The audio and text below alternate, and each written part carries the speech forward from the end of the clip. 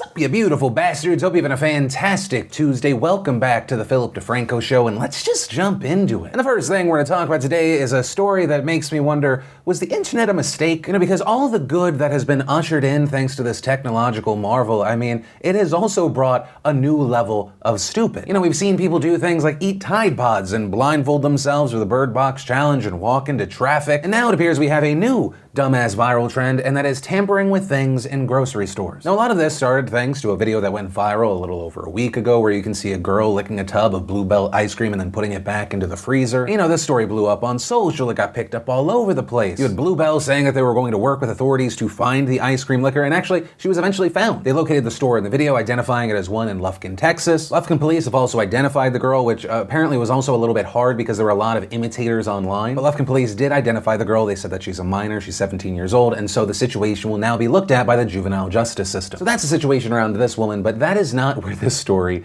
ends. And so what we have seen, in addition to and polar opposite of the people who were outraged by this video, is we now have copycats. More videos of people licking ice cream and then putting it back in the freezer have gone viral. Some even touching it, putting their hands in the container before putting it back. And also, unsurprisingly, rightfully so, there are people getting in legal trouble as well. One of the copycat videos was a man in Louisiana who was touching and licking ice cream, and according to a local news station, he was arrested and is being held on charges of unlawful posting of criminal activity for notoriety and publicity and criminal mischief for allegedly tampering with property. But even still, it looks like even though there are these consequences for some of the perpetrators, it's not really stopping everyone. And for those out there like, well, I don't even buy ice cream, it's not just ice cream. People putting their nasty in all kinds of grocery store products. One viral video showing someone taking Listerine off the shelf, gargling it, spitting it back into the container. We've seen people sharing a video of someone spitting into a jug of Arizona sweet tea, and people recirculated this video of a girl burping on grocery store items. And, the internet has had some pretty strong reactions to all of this. You've had people outraged, disgusted, obviously there were jokes and memes. People have also noted some apparent preventative measures that have been taken. For example, there was a local news station in Texas who shared a photo of police officers guarding an ice cream freezer. There's also this photo of what appears to be an ice cream freezer locked up and requiring employee assistance to open it up that made its way around Reddit and Twitter. As far as my reaction to all of this, well, one, to the people that are actually making these videos, they're actually genuinely doing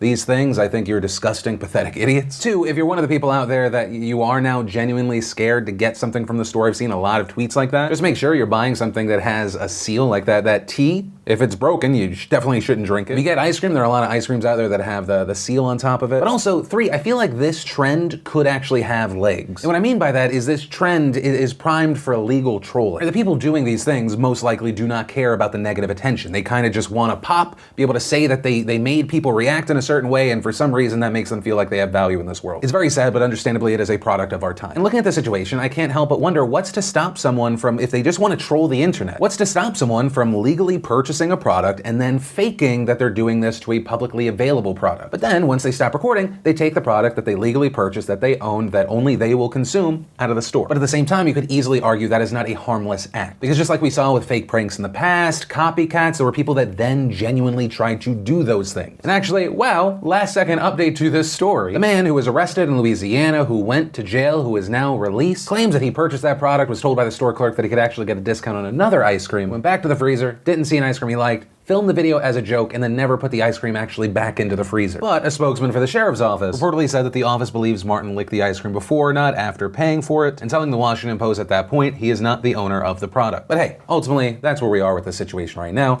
It's another day, just a different version of stupid. But that said, I would of course love to know your thoughts on all this stupid. Then in a celeb controversy news quickie, you had Nicki Minaj. Minaj and several others had come under fire because they were part of a specific festival that was coming up, specifically Jeddah World Fest in Saudi Arabia. After it was announced that she'd be going to this festival, there were a lot of reactions, and in there was a good amount of outrage, with many urging Nicki Minaj to pull out of this event. And among those, you had the Human Rights Foundation, who sent a letter to Nicki saying if you move forward with this performance for a festival sponsored by the Crown Prince, you will be in league with the people who respond to freedom of expression and thought with murder. Also noting Saudi Arabia's oppression of women, even with now more relaxed laws. Reportedly pointing out that while Minaj has celebrated the LGBT community during Pride Week in June, being gay is punishable by death in Saudi Arabia. And the news today is it appears that the backlash, the outrage, or just kind of the pleas to change course have worked, with Nicki Minaj reportedly saying in a statement, "After careful reflection, I have decided to no longer move forward with my scheduled concert at Jeddah World Fest," adding, "While I want nothing more than to bring my show to fans in Saudi Arabia, after better educating myself on the issues, I believe it is important for me to make clear my support for the rights of women, the LGBTQ community, and freedom of expression." And so it appears that the headliner for this event has now pulled out. And so the question becomes, will she be the only one, or are we going to see others drop out now too? With a lot of people right now seemingly looking at DJ Steve Aoki and Liam Payne. As of recording this video, they're still scheduled to appear. That could change, but if they still did perform there, they would be in no way the only kind of celebrities to do so in recent history. In the last few months, reportedly, there have been performances by Mariah Carey, Enrique Iglesias, the Black Eyed Peas, Sean Paul, Tiesto, and more. But ultimately, we'll have to wait and see. I mean, Nicki Minaj is a big name. It's very possible that we'll see others follow suit, or, I mean, given the news cycle, this could just go away. But from that, I want to share some stuff I love today, and Today in Awesome, brought to you by Postmates and PostToFranco.com. And Postmates, if you don't know, is the fantastic delivery on-demand service that just makes life a lot easier. If you want something from a store or a restaurant, maybe you need ice or drinks for a party, whatever. Hell, it's how I'm getting my lunch delivered today. All you gotta do is just open up the app, they'll deliver it to where you work, where you live, wherever. They're constantly expanding, so if they weren't available for you before, maybe check again. And best of all, if you're a new customer, you download the app, which you can get by clicking the link down below or going to PostToFranco.com. If you make sure you enter in promo code PhillyD, they will give you $100 in free delivery fee credit. So you get to check it out, see if you love it, continue using it, or your life just became a little more convenient for a little time, and then you go back to normal. Main point, get it, code PhillyD, enjoy. And the first bit of awesome is something I'm very excited to announce. Next Monday, which is July 15th at noon Pacific Standard Time, we are doing an exclusive limited drop over at ShopToFranco.com. So of course, as always, it'll be first come, first served while supplies last. Internally, I'm calling it our over-under drop. Over because we have our Have a Great Fucking Day polo. It fits great, it feels great, it looks great, and it's perfect for the summertime. And for under, we're launching 3 limited runs of high quality socks. I went into that specifically saying I wanted Stance quality socks, but not a Stance price. And those 3 limited designs are Pretentious, Have a Great Fucking Day, and Let's Jump Into It. And then finally, for both available in boxer brief and boy short, we have Pretentious and Let's Jump Into It. And kind of the same thing there. The reason it's taken us so long to launch these things is I just wanted to really make sure that the quality for these were just amazing, which is also why both of those styles are modal.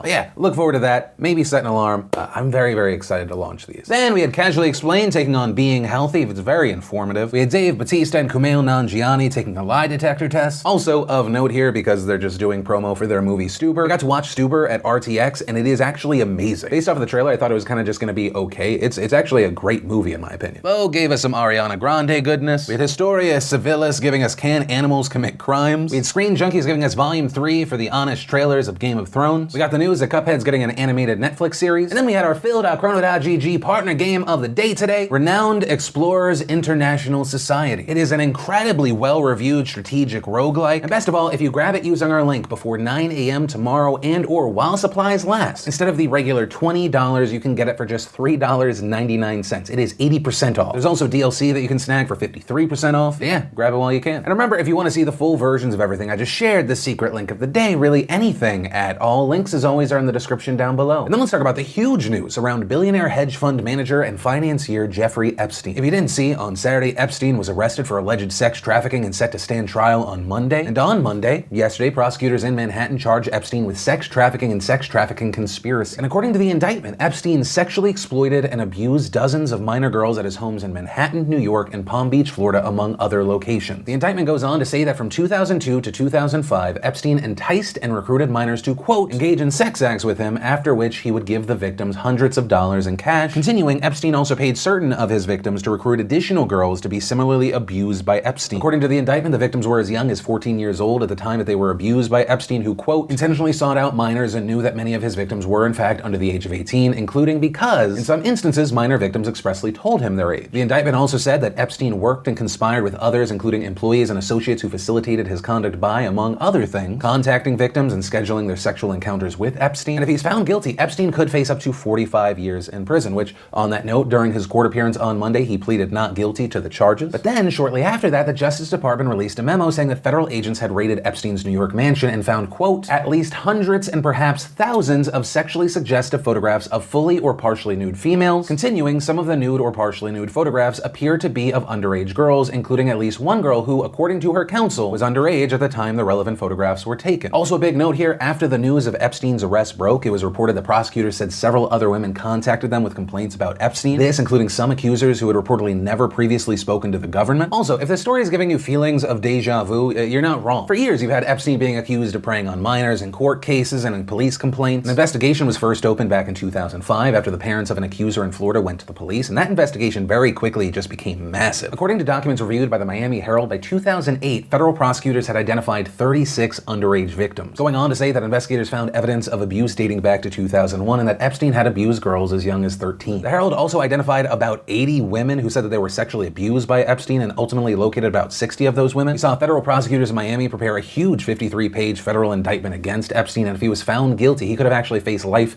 in prison. But then, in 2008, prosecutors negotiated what people have called a last-minute secret deal with Epstein's lawyers. And under that deal, Epstein pleaded guilty to just 2 prostitution charges and was only sentenced to 13 months in jail. But also, that sentence is somewhat misleading. And the reason I say that is because he was given work release privileges which allowed him to leave 6 days a week for 12 hours a day. So that's a thing that apparently can happen. Also, reportedly, that deal protected any co-conspirators, and notably, the prosecutors also didn't tell the victims that they were presenting this deal until after it was approved. And so unsurprisingly, this decision caused a massive uproar. You had tons of people condemning the Justice Department for mishandling the case, which also has faced litigation from Epstein's accusers over the years. And it wasn't until February of this year that the Justice Department finally opened its own internal review into the decision. Now, since the 2008 deal, some have claimed that Epstein was able to get off so easy because he's a powerful and influential man, and also because he prides himself on his long list of even more powerful and influential friends. Right, among other high-profile and powerful people, Epstein's circle of friends included former President Bill Clinton and Donald Trump. And of note, he had relationships with both Clinton and Trump during the years that he was accused of sexually abusing minors. And these are close ties, not just passing acquaintances. After his term, Clinton had flown on Epstein's private plane several times for work involving the Clinton Foundation. But also around this, his office released a statement that he, quote, knows nothing about the crimes Epstein has been accused of. President Trump's ties to Epstein also go a while back, with reports of Trump attending parties hosted by Epstein and Epstein visiting Mar-a-Lago. In 2002, Trump gave a statement to New York Magazine about Epstein, saying, I've known Jeff for 15 years. Terrific guy. He's a lot of fun to be with. It is even said that he likes beautiful women as much as I do, and many of them are on the younger side. No doubt about it. Jeffrey enjoys his social life. Also, there's an Epstein-Trump connection regarding accusations. Back in 2016, Trump was sued by a woman who claimed that Trump raped her in 1994 when she was 13 years old. And this alleged incident is said to have occurred at a party hosted by Epstein. Now, of massive note here, that lawsuit has been dropped. The woman saying that she dropped it because she was receiving threats. But still, you have people citing the aspect of the connection, pointing out that she dropped the lawsuit, that it was not dismissed. But on the Trump side of this, in 2017, an attorney for the Trump Organization said that Trump, quote, had no relationship with Mr. Epstein and had no knowledge whatsoever of his conduct. But also beyond Trump himself, other officials in his administration have also been linked to Epstein. Yesterday, Attorney General William Barr said that he was going to recuse himself from Epstein's sex trafficking case, specifically citing the fact that he had previously worked at a law firm Epstein had used in the past. But then, this morning, Barr decided not to recuse himself from the case. Instead, he will reportedly just be recused from the department's review of the 2008 plea deal that Epstein reached with prosecutors. Which actually brings us to the other member of Trump's administration who was implicated in the Epstein case. The prosecutor that agreed to give Epstein, a man who was facing life in prison, just 13 months was Alexander Acosta, who is now Trump's labor secretary. Which, on the note of Acosta this morning, we saw him respond to the situation in a tweet saying, the crimes committed by Epstein are horrific, and I am pleased that New York prosecutors are moving forward with a case based on new evidence. And that tweet coming out after top Democrats have called for Acosta to resign. Yesterday, you had Speaker of the House Nancy Pelosi tweeting, Acosta must step down. As U.S. attorney, he engaged in an unconscionable agreement with Jeffrey Epstein kept secret from courageous young victims, preventing them from seeking justice. This was known by POTUS when he appointed him to the cabinet. Also, just this morning, we saw Senate Minority Leader Chuck Schumer call for Trump to fire Acosta if he doesn't resign. I am calling on Secretary Acosta to resign. It is now impossible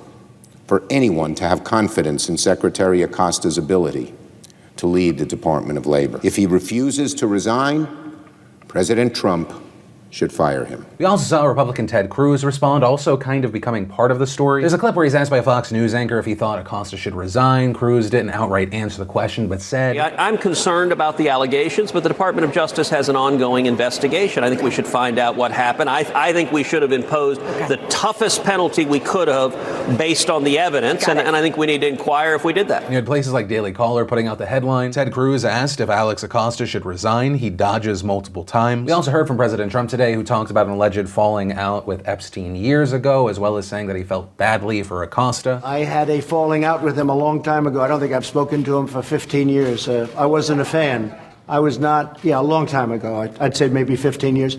I was not a fan of his. That I can tell you. I was not a fan of his. So I feel very badly, actually, for Secretary Acosta, because I've known him as being somebody that works so hard and has done such a good job. I feel very badly about that whole situation. Epstein's due back in court on Thursday, but we have conflicting statements coming from his lawyer and the prosecutor. His lawyer is claiming that everything had been settled in 2008, saying to us this indictment is essentially a do-over. This is old stuff, this is ancient stuff. But you have the prosecutor saying that the agreement from 2008 is only bound in the Southern District of Florida. And ultimately, that is where we are with the story right now. My eyes are glued to it. As far as my opinion, okay, so this is separate from the regular news telling. I think and hope that Epstein and anyone who is a co-conspirator, anyone who enabled him to do this and to get away with it for so long should be just dragged down to hell, metaphorically. Right, there's this talk now about new evidence, but I look back to this quote, and it's from retired Palm Beach Police Chief Michael Reiter. He supervised the police probe, and he said, "This is not a he said, she said situation. This was 50-something she's and one he, and the she's all basically told the same story. And Acosta, whose defenders have tried to downplay his involvement in this deal, which appears to me to just be crazy. He was U.S. attorney, like he oversaw it, and his actions at that time, to me, seem incredibly suspect." As reported by the Miami Herald, in email after email, Acosta and the lead federal prosecutor acquiesced to Epstein's legal team's demands, which often focused on ways to limit the scandal by shutting out his victims and the media, including suggesting that the charges be filed in Miami instead of Palm Beach, where Epstein's victims live. But hey, that's a story, my opinion, and of course now I pass the question off to you. What are your thoughts on this? What do you want to see happen? What other questions do you have in your mind? Let me know what you're thinking and why in those comments down below. And that's where we're going to end today's show. And remember, if you like this video, let us know. Hit that like button. Also, if you're new here, you want more